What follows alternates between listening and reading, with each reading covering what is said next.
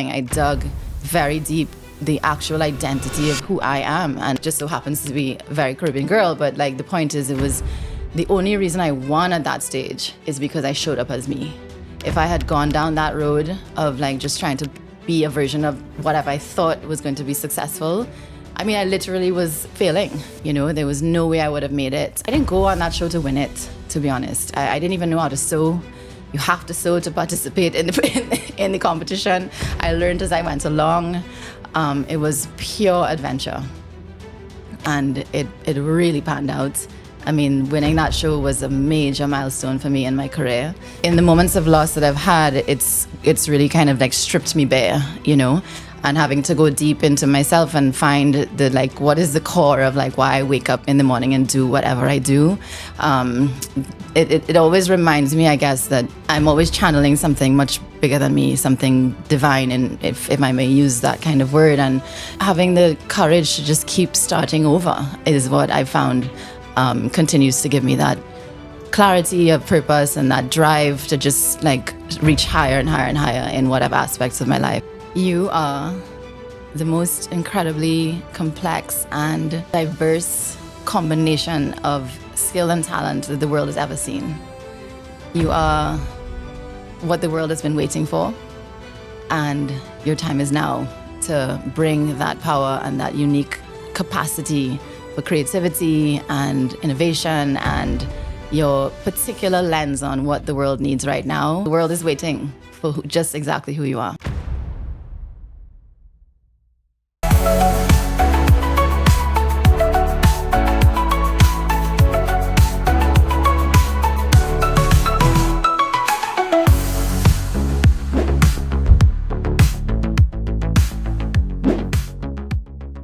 Okay, welcome to the Upwind podcast, where we talk to brave, bold leaders on their upwind journey against the resistance, against the wind. Today, I'm joined with Anya Ayoung-Chee, a beautiful friend, big sister, mentor of mine for the last 8 years. Long time. Anya has a huge list of accomplishments. You won Project Runway. You were Miss Trinidad. You have your own fashion brands and ventures online, offline, and you're a huge advocate here in the Caribbean, a huge voice for leaders and leadership.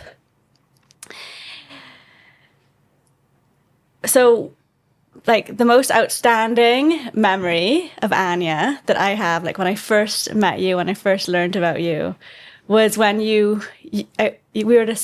I was at a soca concert, you were at a soca concert, and you walked on stage. You had this beautiful pink robe that just flew in the air behind you like a wave. And you just embodied grace at the maximum, love at the maximum. And I was like, oh my gosh, I need to have some of that. I need to be like that. So thank you, Anya. It's so nice to have you here on the podcast. Thank you so much for that introduction. Now I'm speechless. I don't know what to say after that, but thank you, Lily. Thank you. No, for sure. And so you've walked such a powerful arc over the last decade, winning Project Runway, participating at Miss Universe, building the multiple fashion ventures, advocating for social change. You've even collaborated with Adidas recently. Looking back, what has grounded you through the highs and the lows, and what wisdom would you share with others charting their own creative paths?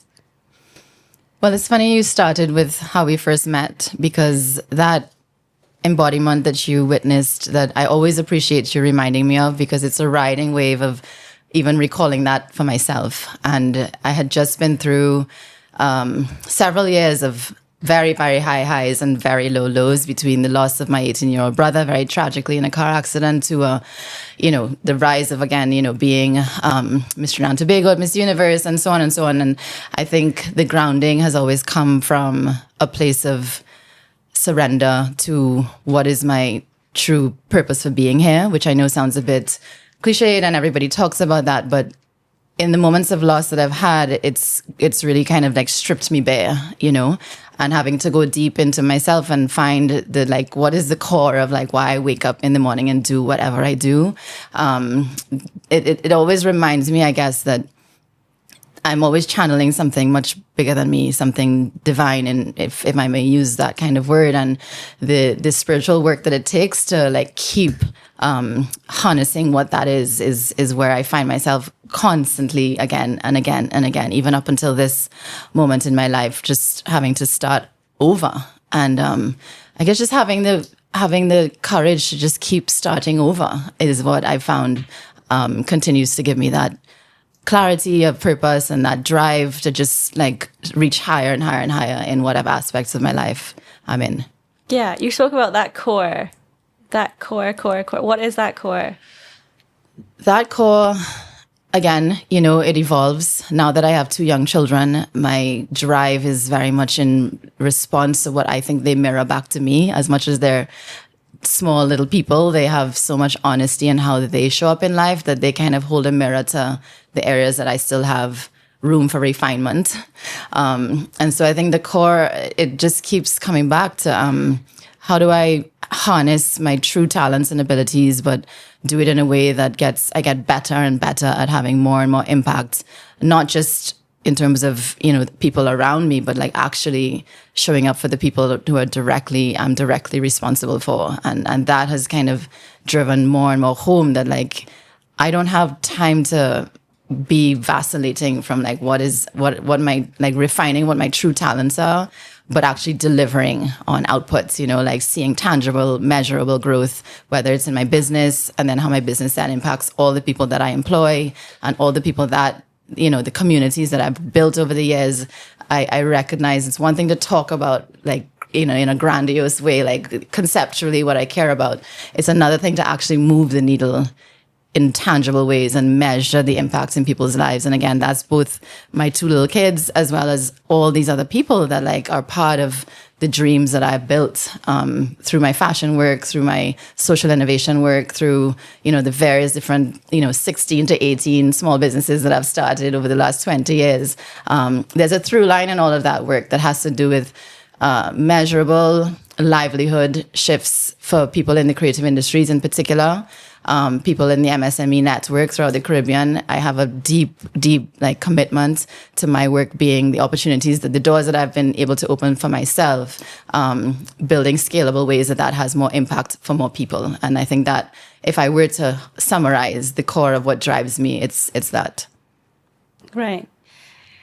I didn't mention this before, but I meant to. Like, one of the most inspiring is your heart, right? And how you use your platform to help others, to empower others, to really help solve that digital divide that we see in the Caribbean. You've done enormous work on that throughout your time. You just spoke about employing people in the Caribbean and empowering them and getting their work out to the world at large. Do you want to talk about that? Sure. Yes. I feel like I fell into this work in a way, in the sense that started in both the MSME, again, ecosystem of building an entrepreneurship ecosystem with the support of Massey, which is a conglomerate in the Caribbean that built 200 entrepreneurs across 3 islands, Trinidad and Tobago, Barbados, St. Lucia, very micro brands. But in the process of providing them with capacity building and grant financing, we were able to also kind of build digital capacity, because in order to participate in our programs, they had to be able to use the digital apps and the programming, that the sort of platform that we built to build community for them. And then similarly with SVÜL, which I'm refining further. SVÜL is my business that supports primarily makers of apparel and garments in the fashion and carnival costuming industry. We're building a platform right now that matches makers to consumers, and really it ends up being a sort of Trojan horse for digital upskilling, because in order for the seamstresses and tailors and makers of, all of these sort of artisanal product to be able to access global clientele and participate in the market networks that give them the opportunity to earn more consistently, more foreign exchange, etc., they have to be able to use the tools. And it ends up by organically and now more and more intentionally, the programming is really giving them the skill to participate in the digital world, and in a way that meets them where they're at. Because I've had to learn through all of this program design that if you produce things and you create things that are too far ahead of the capacity of the main community, then you miss the mark completely.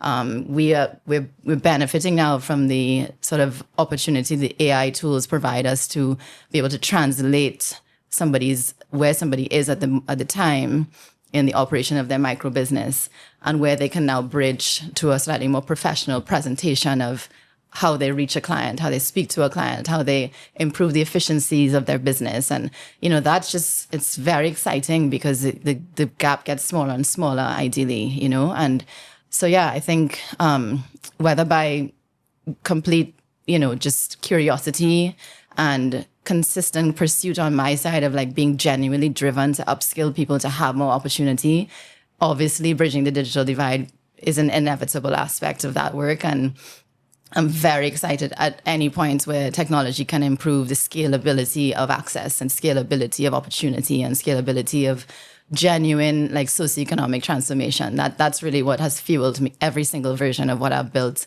over the last 10 years. Yeah, so interesting how education is like at the core. At every front. And now we have technology, we have platforms that can deliver that education to those. How are you using your platforms to deliver education? Yes. So what we've done with this new platform that we built again, which is called SVÜL, the back end is designed to be sort of a SaaS of tools that are specifically for makers of apparel and being able to operate their independent businesses using the platform, but learning as they go how to improve, for instance, their accounting, their time management, their delivery of their service from end to end.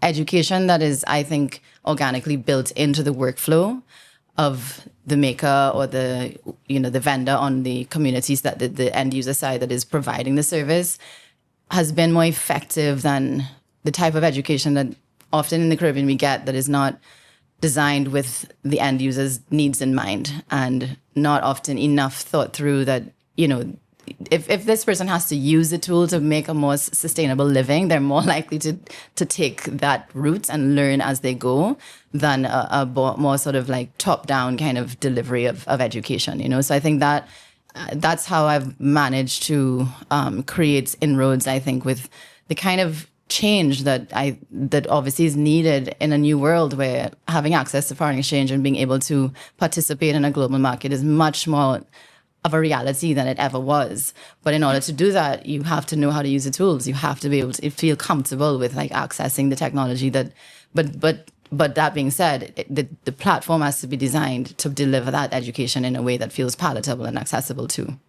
Yeah, to ordinary people. Yeah, people who often is a lot of fear around this type of technology. And I think that breaking that fear down and giving access in a way that's in their language, quite literally, in their language, but also like designed for them, designed for their needs, designed to help them build their businesses in measurable ways. Yeah. Okay. So we got into SVÜL really early in the notes, but now that we're on SVÜL, can you tell me where you are now and where you're heading? Sure. We are just at MVP stage, meaning a platform that can match makers of apparel and accessories directly to consumers around the world, that allows for co-creation of a bespoke fashion product. And that could be anywhere from, one of one item or small batch manufacturing, small batch production for independent designers. So a lot of emerging designers who are not really ready to go to the next level of a factory level, but still looking for MOQs that are in the couple dozens all the way to like the couple hundreds of units. But really the platform is designed for special occasion needs for anybody who's looking for something to be made for a wedding, for a conference, for something like a special trip where it's not run of the mill off the shelf fashion. It's really thoughtful, meaningful co-creation with a maker that allows the end user, the client, to feel like something has been specifically made for them for this specific purpose. And what that does is, one, obviously give the client that experience of luxury that is really about something special, but also it engenders more opportunity and more access to global markets for the maker community, which is really at the heart of why I think this bridge makes sense. And it really is also based on my experience of not knowing how to sew myself as a designer and recognizing how crucial the technical skill of the maker industry is, and that they oftentimes are not the ones celebrated. You know, the designers are celebrated. When after I won Project Runway, there was such a huge, you know, sort of euphoria about becoming a designer, which was great, right? Like, we know growing up in the Caribbean, professional life in the creative industries is not something we were really raised to value. It was much more so like, you know, you become a doctor, a lawyer, an engineer, and there's more traditional weight added to those professions. But I think it was wonderful that so many people felt drawn and inspired to become designers after I won that show. But there is a reality that there is no design success without an industry of an infrastructure of manufacturing and production. So a lot of my work has gone into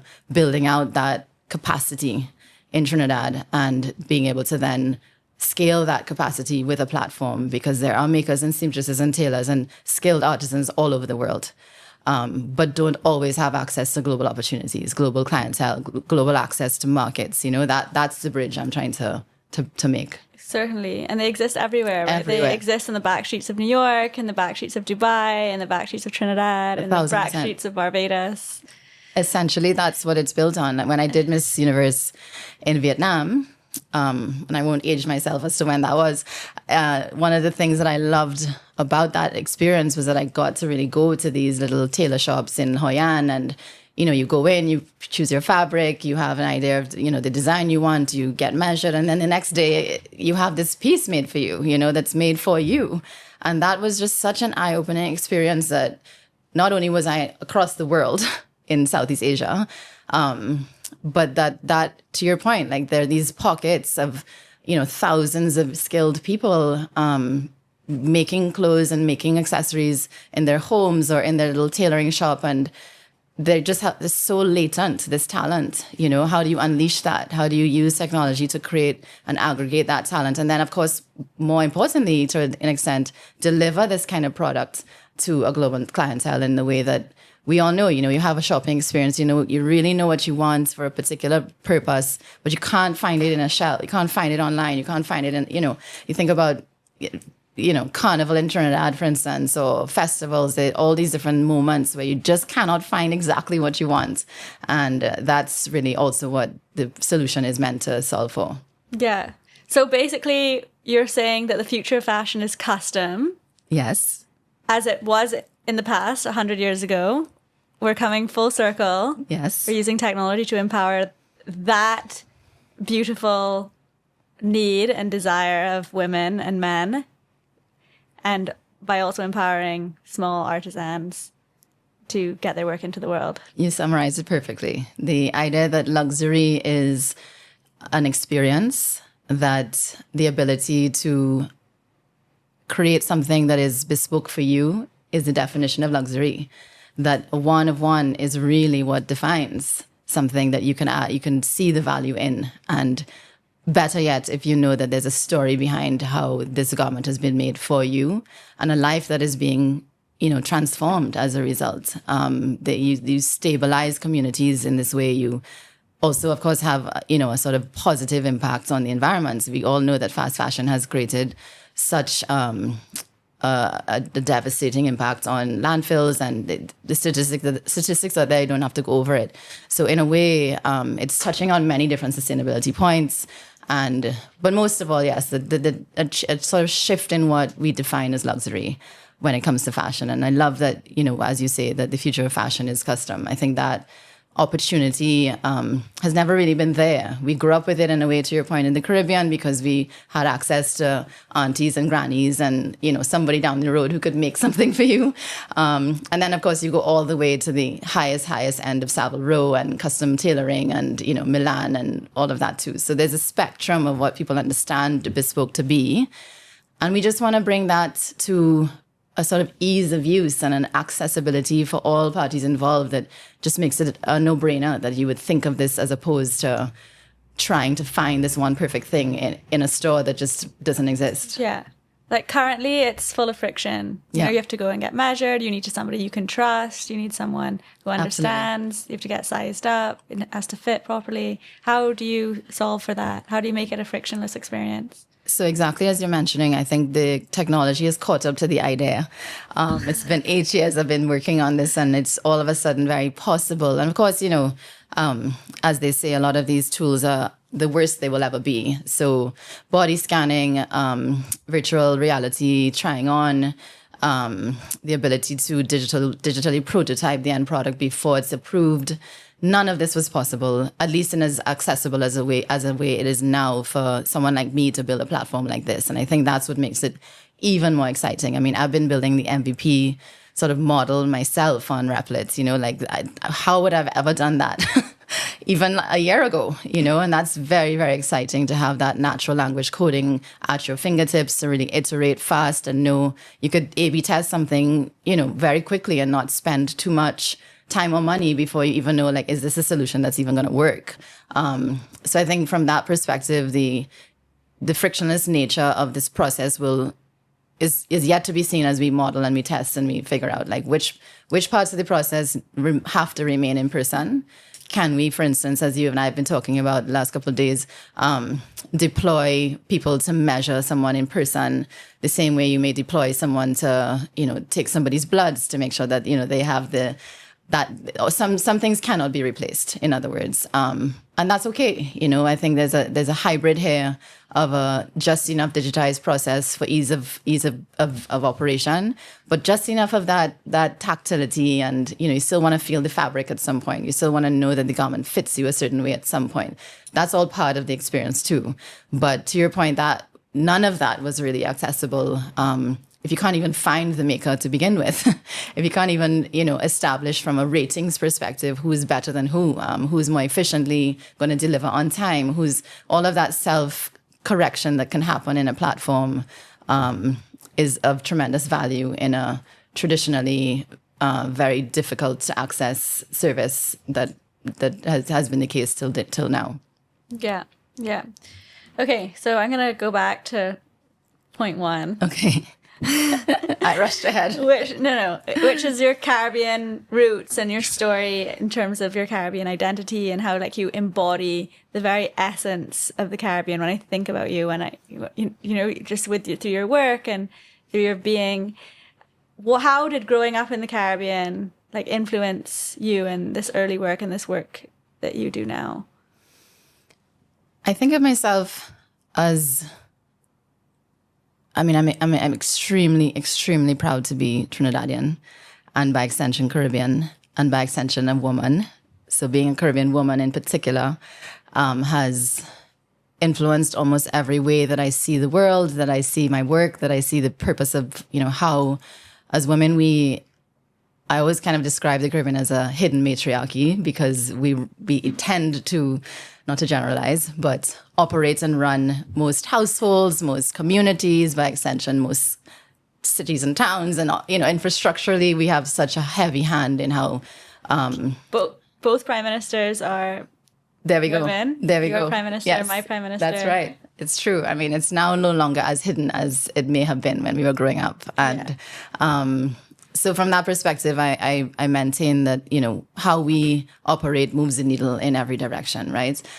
Being both born in the US, born in New York, and educated in New York, but growing up in the Caribbean, I think the hybrid of understanding the extreme value of coming from a place as diverse as this, and, you know, facing the kind of day-to-day problems that you do forces a level of innovation in your daily life that I have inherited in how I work. Problem solving is just part of getting through the day in the Caribbean. But I think that's a really powerful skill set to have in business and in entrepreneurship. But then also living and being exposed to bigger city life and having traveled a lot through my childhood and teenage years, thanks to my parents' emphasis on that.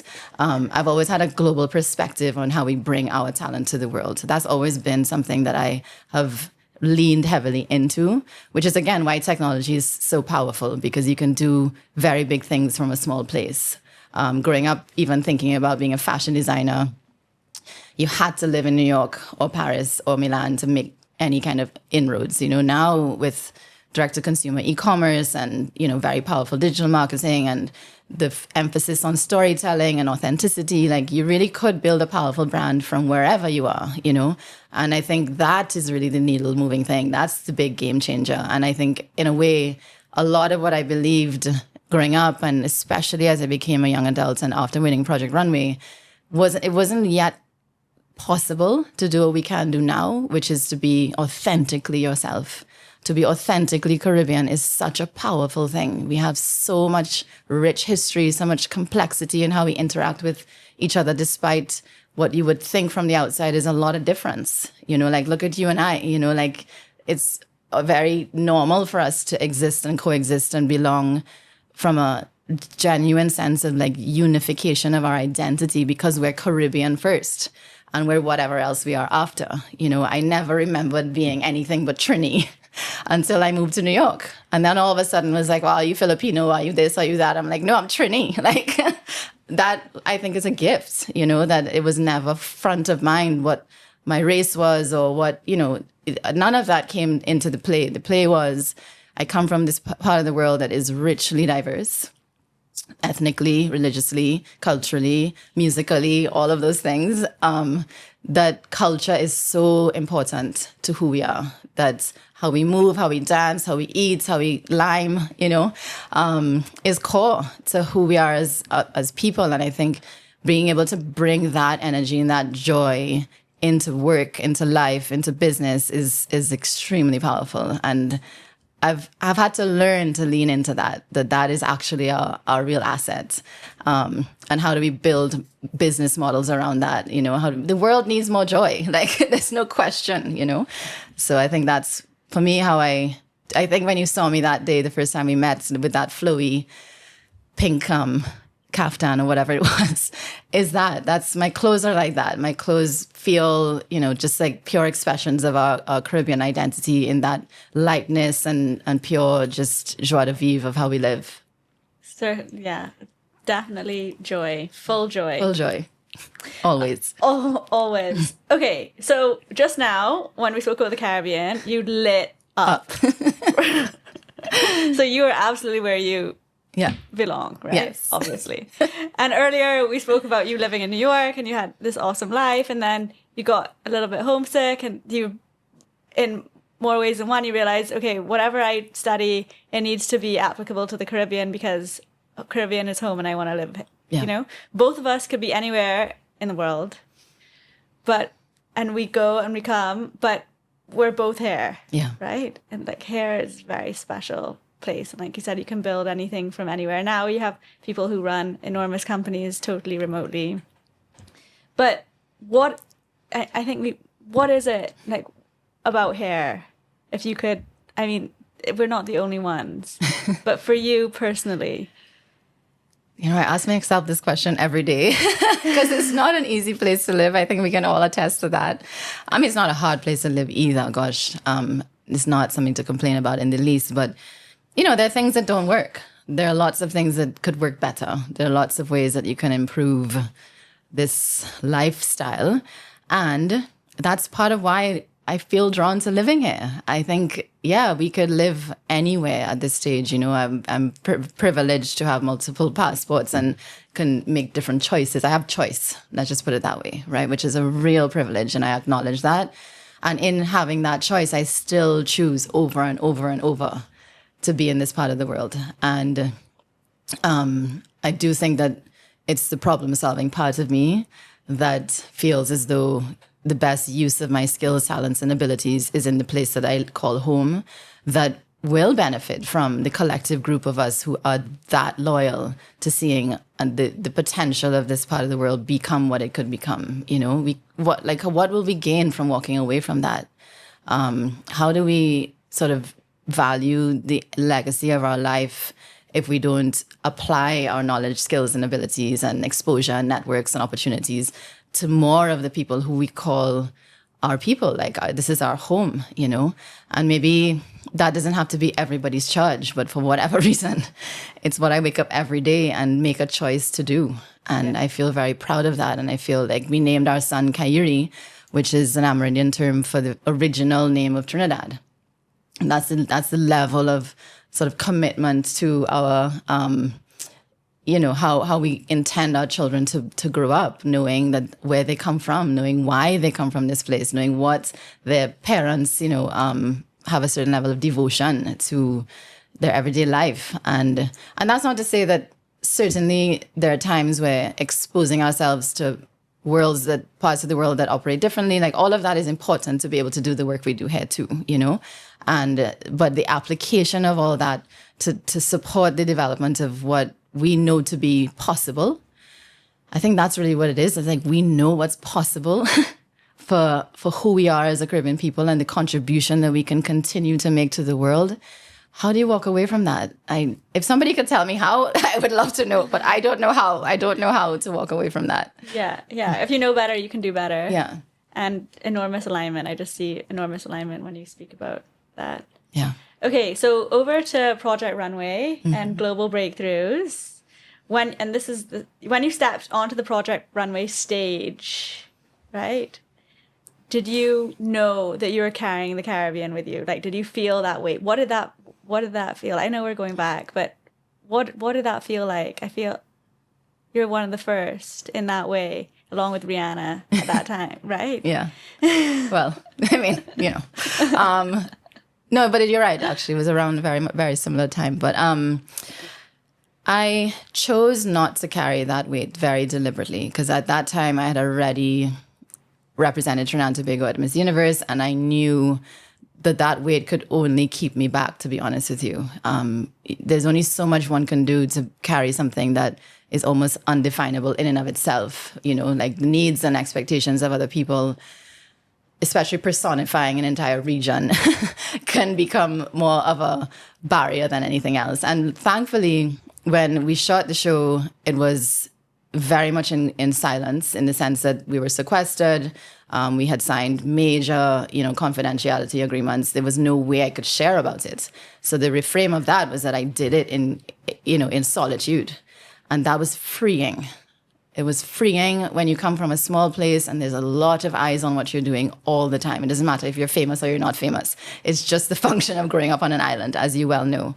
There's not a lot we can do in silence growing up in a part of the world like this. So it was actually very liberating to go through that entire process without anybody really knowing about it. When I won, it was a whole different story. And then it became the carrying of a flag. I felt as though I had brought a lot of pride and joy to not just Trinidad, but I felt as though it was a regional win. And I felt very proud of that. But I really can't tell you that I walked into it to achieve that. If I had, I almost certainly would not have won. And I learned that lesson on my own of, it had to come from me. It had to be from a place of curiosity and my own drive to accomplish something. I didn't go on that show to win it, to be honest. I didn't even know how to sew. You have to sew to participate in the competition. I learned as I went along. It was pure adventure. It was pure adventure. And it really panned out. I mean, winning that show was a major milestone for me in my career. But I think if I had set out, one, to sort of carry a flag on behalf of other people, or two, to win for the sake of winning, it's 1,000% guaranteed I wouldn't have won, Yeah. So that's been a major lesson for me in life in general. And I really attempt to keep that mindset when I'm like leveling up in form or another. And I think that being a representative of the pride of the Caribbean, I do that best when I'm genuinely, authentically who I am, without necessarily having to try to represent the Caribbean, if that makes sense. Because I think, to your point, I'm so Caribbean in my ways, and I'm very much an advocate for the purity of who we are in all the expressions of who we are. So I think I do it best when I'm just me, Yeah. Yeah, you said something really interesting when I said about the weight of the Caribbean. You're like, no, I didn't think about what people were thinking. I wasn't really looking back. I was in it. I was in the experience. I was in the work, focused on that, in that tunnel, and the chits fell where they fell. And wonderfully, they fell where they fell, right? 1,000%. And that's the difference between getting ahead and not, potentially, because you don't want to be dragged back by this unnecessary weight that it's an insatiable thing. Pleasing everybody else when it's not even a set, defined definition of what that even means. Then you're just like scattershot all over the place trying to accomplish something that is inherently unaccomplishable, you know? Not that that's a word, but you know what I mean? Unattainable. And I'm not telling you I've always been this way. In fact, I've probably always been the opposite. Growing up first of 6 children, the only girl, going to Catholic girls' school, I was very academic. I was always performing, you know. It's exhausting. I did that for my entire, like, you know, teenage life until I went to University of New York. And then I got sort of exposed to like different levels of success, different definitions of success. There's not only one binary way that you can sort of prove your worth, or and even choosing to do design in the first place was not a common path. I could have done medicine. You know, my father's a surgeon. I was good enough at sciences. When you grow up in this part of the world, it's sort of obvious that you're going to take paths like that. So as soon as I started to veer away from the, you know, the expectation, is when I think I started to grow that muscle to just be like, I have one like sort of path to chart, and it can only be mine. And it's lonely sometimes, as you know. There's nobody who's done what you're doing. Your path is completely uncharted, right? And you really have to trust yourself. And the day that I decided to apply for Project Runway, you know, I saw a tweet randomly. And if you think about Twitter in 2011, like, you know, it's not like something people were doing a lot. And I applied completely with no expectation as to what would come of it. I never thought they would even call me.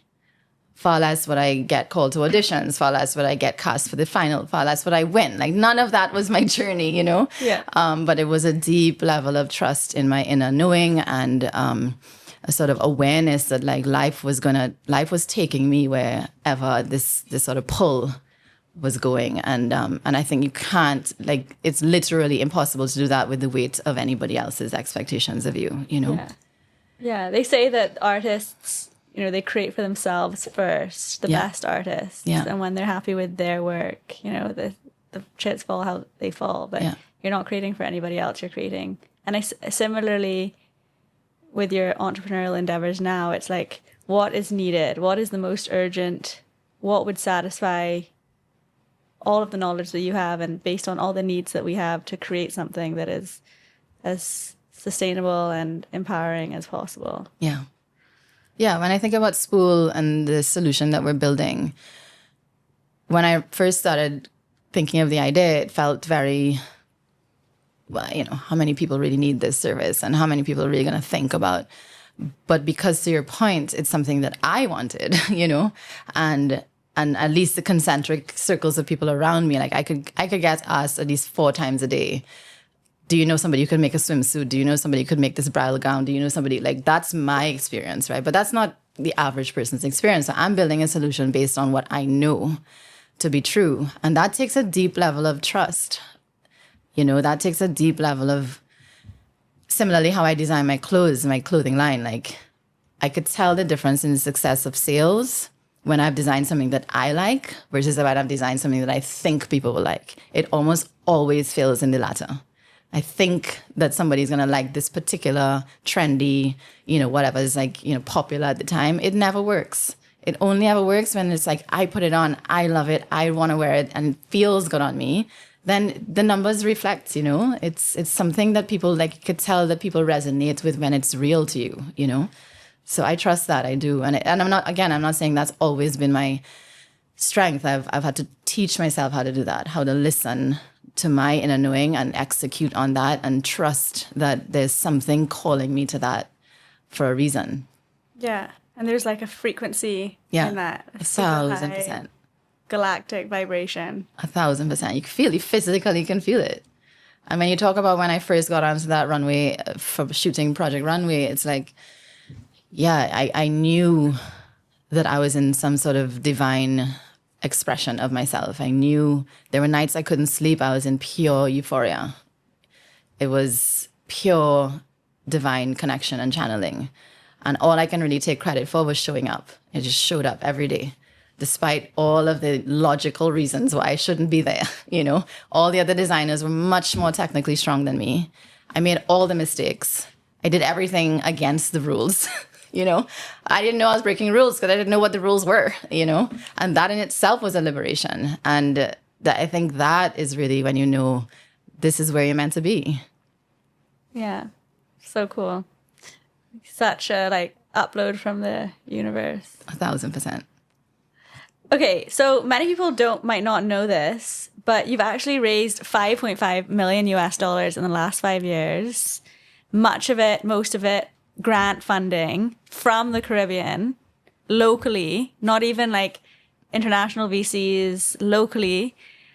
Many entrepreneurs might feel limited in the Caribbean, that the funding might not be available, but you're a testament to the fact that it is available for impact. Can you talk to us about how you did that and Sure. what that journey was like? Yes, I mean, when you say it that way, it sounds even more outrageous than I realize. I think different types of models. One, of course, the traditional grant financing model, application for grants from development agencies like IDB, CDB. So for those who may not know what those acronyms are, International Development Bank, which is a Latin American Caribbean development agency, financial agency, and the Caribbean Development Bank similarly, the UN, the EU, but those, to your point, those were local, regional offices of those international organizations, so not even necessarily the international offices. And then the most sizable of that amount of money that was raised was in partnership with Massey, the conglomerates from this part of the world that was designed to support entrepreneurs. So, I mean, I do think my access has a lot to do with that. My ability to have certain conversations with, people in leadership, people with decision-making power. But I do think it's also a combination of right timing and determination to frame the solution around impact in sustainable methods. How can you sort of shift away from traditional NGO, the more sort of bureaucratic style of solving for the socioeconomic issues that exist, and looking at sustainable business models to address these issues that require a lot of attention.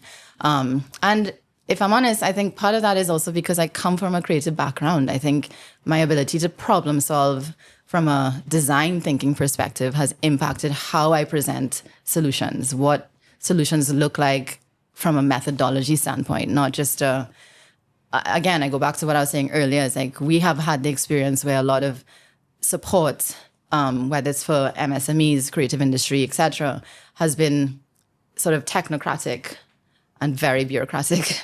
And not often does that have the kind of impact that you want to see. So I really do believe, I want to believe anyway, that my success in fundraising for impact has come from being very dynamic in creating solutions that are meeting the needs of the communities that the impact is designed for, and then bridging with whether it's private sector, corporate development agencies, to be able to deploy funding in a way that they trust is going to have that impact, which has a lot to do with strategic partnerships, having credibility of the people that are involved in the execution of all of this programming, and to some extent that is where having a brand and a certain level of credibility and a track record has helped. But that doesn't mean that you have to have that. You know what I mean? I think it's really the determination to find blended finance and hybrid of what is a little bit more difficult to access, like institutional financing. And the grant route forces a level of discipline, because even though it's non-reimbursable money, you have to deliver on what you have committed to. And that discipline for creatives and entrepreneurs and small businesses is really, really important and helpful. So leaning into that source of financing, I think, is really a great way to seed an early stage business, and then be strategic about how you intend to fundraise past that for sustainability. So I guess the short answer is it's really a hybrid of different forms of partnerships and accessing financing based on sustainable business models and building strategic partnerships effectively to bolster your skill set And to your point about innovation, like you can't be innovative in a silo. Similarly, you can't sort of pitch for sizable amounts of money without building capacity with a collective of talent and skills. Certainly. And what an incredible opportunity for anybody who joins you now and going into the future, right? Like, it's not unique. We see this in other places like Australia and around the world where that grant financing is used to create a flywheel, right? Your flywheel is strategic partnerships, upskilling, platforms, just so much value, tangible, intangible, that can be used to create a super powerful platform, which is already de-risked for investors, potentially. Right? Absolutely. Exactly. So there's a saying that I really love, and it's that value creation, wealth generation occurs at the intersection of two different worlds or multiple different worlds. Like, right? Yeah. For you, you have this Caribbean essence, vibrancy, global sophistication plugged into global markets. You're born in the US. That's exactly what you're trying, what you've always done, right? For the last 2 decades or for your whole life, right? Yeah, you can say that. Your whole life. And not that I'm 20, but we can roll with it. Basically. How do you see the continuum of that in what you're doing, particularly with your design, your fashion design work? Mm-hmm. Like here, it's Carrie Festa in Barbados right now, which is the reason why you're here in Barbados. And there's so many designers and so many local artisans. And it's really, how do you really bring that to the world in a meaningful way? Like, what is the roadmap there that you see coming up, and for other artisans as well? So, first of all, I fully believe in what you're sort of highlighting in terms of bringing together, whether it's 2 or it's multiple, I suppose otherwise unusual combinations of whether it's talent, access, resources, the ability to take, for instance, as you're saying, a conceptually rooted idea like an indigenous craft, but then being able to scale that to a wider audience by virtue of, whether you now need to figure out how to translate that design into something more mass produced, ability to convert the IP of an idea that may be rooted again, like I come back to SVÜL, where we would have grown up with these little shopkeeper type opportunities to have a custom garment made.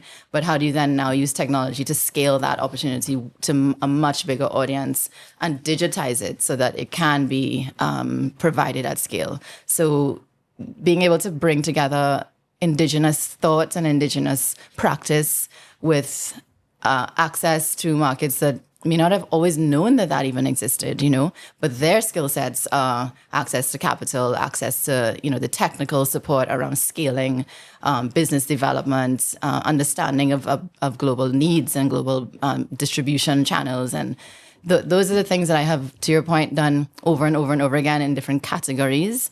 And I think what has changed, where I have had a specific privilege of access because of, again, being an American citizen, but growing up in Trinidad and being in networks outside of my local sphere. Now with technology, you can sort of manufacture that. Even if you personally may not have had those pipelines yourself, you can sit at home and, build an app and sort of, cold call and cold message potential investors or reach out to potential strategic partners just, on your phone. That didn't ever exist before. It takes courage. It takes vision. It takes boldness, as you always sort of encourage me to always be in that extremely bold space. And we deserve to be in these spaces, and we deserve to believe that we can. And once you have that, then the sky's the limit, really. Like, I really envy to a large degree, like how my children are going to grow up. They're not going to have any boundary as to what the possibilities are.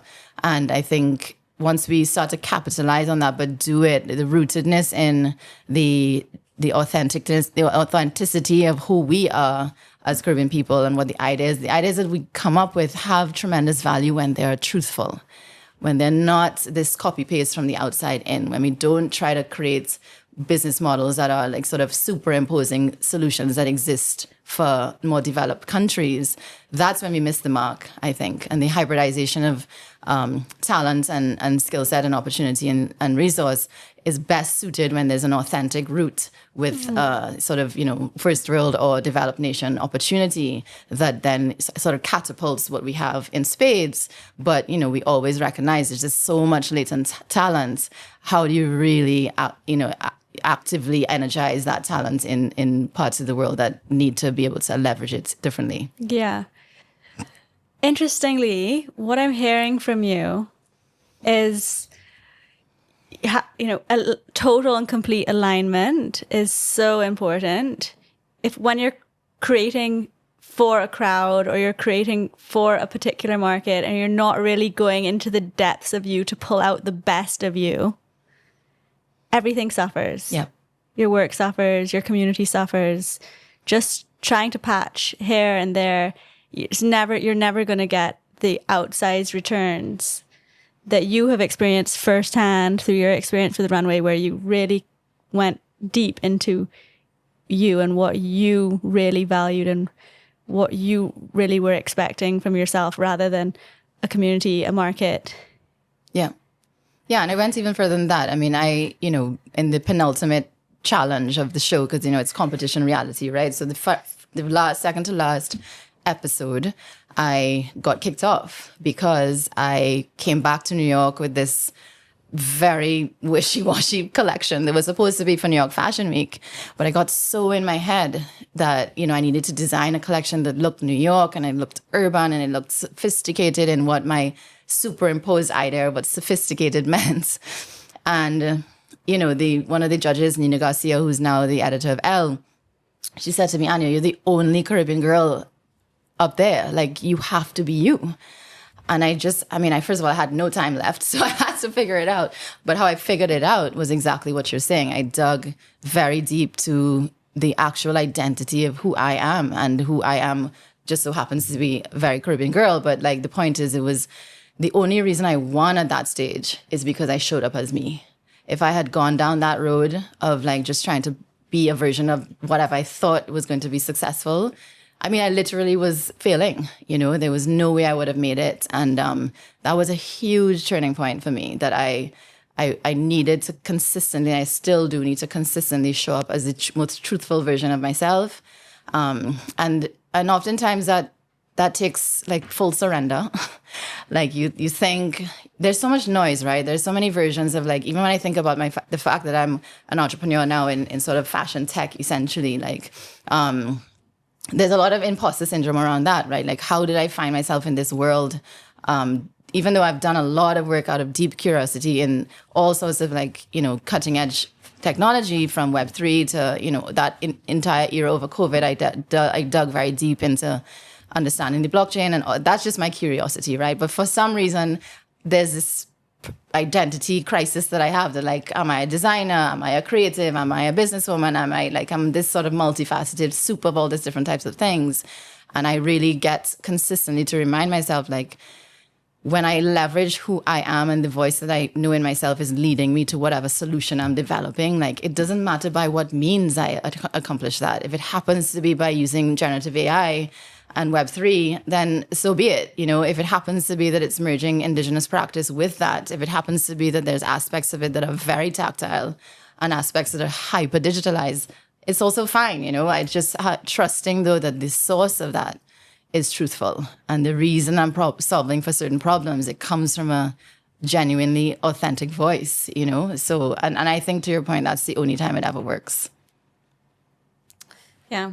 Authenticity. It's major. You really embody it. You embodied it 8 years ago when I met you for the first time. You embody it today. And it's just such a great reminder of how important it is. Otherwise, everything else is just noise. And in a weird way, it's the simplest and the most challenging thing to maintain. When you feel it, you feel it. Like you were saying earlier about high vibration. You just know it in your soul. You feel the energy. And then it vibrates out and then you magnetize certain opportunities and things just start to happen, you know? But for some reason, I think a lot of times, and this is obviously varies person to person, but it's hard to hear that voice for some reason. It's hard to like stay in tune with that. And I think that's where like deep wellness comes into play. That's where like, you know, really time in silence and like removing yourself from so much of the outside in information becomes so crucial. And I know more and more and more that like that takes practice, that takes ritual, that takes discipline. As a creative person, discipline has not always been at the core of my life, but it has become more and more so. And I think that has its own kind of freedom because you could just hear yourself, you know? And from that place, and the guidance and the clarity is much, much more accessible. Yeah. Okay, moving on. If you could go back and give your younger self some advice, you know, that's like 10 years ago, 15 years ago, what would you say? I always have this mantra that when I say always, I've developed it over the years to risk being yourself fully. And I know that in a way, I always had the courage to do that. And at the same time, there's a bigger gap of time between making the jump and just jumping in and like having the courage to do what I already knew I want to do. Yeah. And I would just say to my younger self, like, just don't take so long. Just do it. Just jump in. Like, you know, you already know what you want. You already know what's coming. You already know it's already happened in a sense, you know, And so I think taking that risk faster maybe is what I would tell my younger self. I eventually always took the risk, but all this like belaboring in between and time and, you know, like it's just do it and enjoy it and choose the adventure.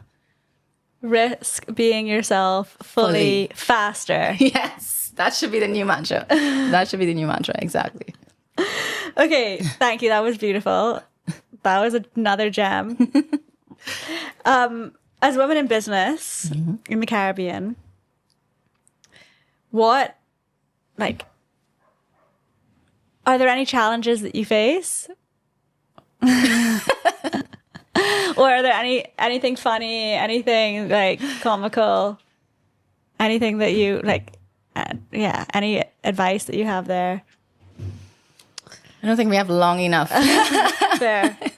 No, just to say that I don't think being a woman in business in the Caribbean is any more challenging than anywhere else per se, but I do think that we have a particular toxicity in male-female dynamics in this region that is very sort of culturally pervasive that can be challenging to navigate. And obviously I'm saying this very diplomatically. Because you'd often find yourself in situations that you think are professionally, you know, sound, and you have to be very discerning about how, I should say, we navigate to protect our well-being and still operate as businesswomen. And that is a real conflict. Which meetings do you take? Do you ensure that, you know, this person's motivations are pure, you know, or truthful or full of integrity? You know, I think those are the consistently challenging scenarios to navigate on a regular basis, and yet still like push forward and be bold enough to find yourself in spaces that oftentimes you're still one of the only women. And then you add, in my case, that I'm also in the creative industries. You know, there are many different layers for me that I find that I'm such an anomaly often. But, you know, at the same time, that can be reframed. And I think that the fact that we are often the odd one out can be that is what makes you stand out. That's what makes you understand spaces that a lot of people in the room don't. It gives you an angle on the perspective of whatever business you're in that is unique to you, and that's why you're at the table. You know, that's the value you bring. I think everything in life is an opportunity for reframe. I think we hold ourselves back by being too beholden to what is, as opposed to what could be with a different perspective. And being often, you know, the only woman or the few of the women around, that's our magic, right? Yeah. That's our real strength, and it's exciting, and it's invigorating, and there are more and more and more of us, and I think that helps. But I do think it's seeing the opportunity in the reframe that's the real angle. Yeah. Okay, final question. If the Caribbean was a person sitting in front of you, what would you tell her about her potential?